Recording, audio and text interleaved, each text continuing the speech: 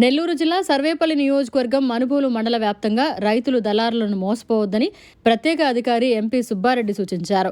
శుక్రవారం ఆయన ఎండీఓ కార్యాలయంలో ఉన్నతాధికారులు, వ్యవసాయ అధికారులతో సమీక్ష నిర్వహించారు.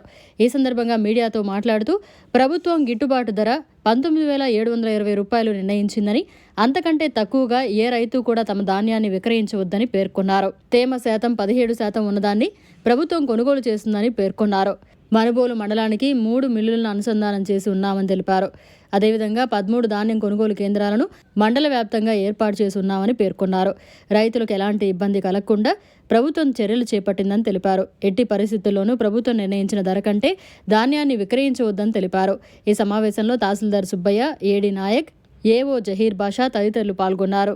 300 ఎకరాల్లో వరి సాగు జరుగుతూ ఇందులో మేజర్గా ఆర్ఎన్ఆర్ 7,500 ఎకరాల్లో, కేఎన్ఎం 3,000 ఎకరాలు, బీపీటీ 3,000 ఎకరాలు, ఎంటీయు 1010 అంటే మనం లోకల్గా 1000 పదులు అంటుంటాము, అది ఒక 1000 నుంచి 1,500 ఎకరాల వరకు సాగు చేయడం జరుగుతూ ఉంది.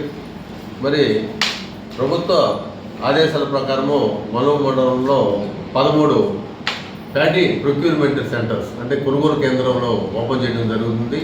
రైతులకు ఎటువంటి ఇబ్బంది లేకుండా మాకు హార్వెస్టింగ్ పాలన రోజు జరుగుతుంది, వరి కోత పాలన జరుగుతుందని తెలియజేస్తే ఆ ప్రొక్యూర్మెంట్ సెంటర్లో ఉండే విఏ కానీ విహెచ్ఏ కానీ షెడ్యూల్ చేయడం జరుగుతుంది.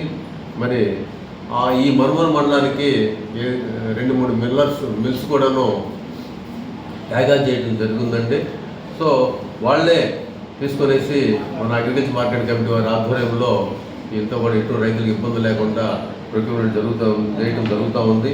మరి గవర్నమెంట్ సపోర్టింగ్ ప్రైస్ అంటే గవర్నమెంట్ మద్దతు ధర వచ్చి 19,720 రూపాయలుగా మన వరికి నిర్ణయించడం జరిగింది. రైతు సోదరులందరూ కూడా మరి 19,720 రూపాయల కంటే ఒక్క పైసా కూడా తక్కువ విక్రయించకుండా గవర్నమెంట్ ఇచ్చిన సదుపాయాన్ని వాడుకునేసి మరి ప్రొక్యూర్మెంట్ సెంటర్ నుంచి పంపించవలసిందిగా మిల్స్కి పంపించవలసిందిగా కోరుతున్నాము. రైతులు మరి ట్రాన్స్పోర్టేషన్ కానీ, వెహికల్స్ కానీ, గోతాలకు కానీ కూడాను ఎటువంటి ఇబ్బంది కూడా లేదు. మరి అన్నీ కూడాను సమకూర్చున్నాయి. రైతు సోదరులందరూ కూడా అవకాశాన్ని వినియోగించుకునేసి తక్కువ ధరకి విక్రయించుకోవడం మేజర్గా మరి ప్రొక్యూర్మెంట్ సెంటర్స్ ద్వారా మిల్స్కి పంపించాల్సిందిగా కోరుతున్నాము. అదీను ఈ తేమ శాతం కూడాను ముఖ్యంగా రైతులందరూ కూడా ఈ ప్రొక్యూర్మెంట్ సెంటర్ గవర్నమెంట్కి ఇవ్వాలంటే తేమ శాతము 17 ఉండాలి అనేది ఒక నమ్మకంగా రైతులు అనుకుంటూ ఉన్నారు. కానీ తేమ శాతము 17 కంటే ఎక్కువ ఉన్నా కానీ ప్రభుత్వము ప్యాడీని ప్రొక్యూర్ చేస్తుంది. మరి 1% తేమ శాతం ఎక్కువ ఉంటే ఒక క్వింటాకి 8.5 కేజీ లెక్కన మైనస్ చేసేసి రేట్ ఇవ్వడం జరుగుతుంది. రైతు సోదరులందరూ కూడా తేమ శాతాన్ని పెట్టుకోకుండా ఎంత తేమ శాతం ఉన్నా కానీ ప్రొక్యూర్మెంట్ సెంటర్ ద్వారా మీరు మిల్స్కి పంపించుకున్నట్లయితే ఏదైతే మద్దతు ధర 19,720 రూపాయలు ఇస్తున్నారో దాని ప్రకారము ఇవ్వటం జరుగుతూ ఉంటుంది. చాలామంది రైతులు కూడా మాది తేమ శాతము 24 ఉంటుంది కోసిన వెంటనే.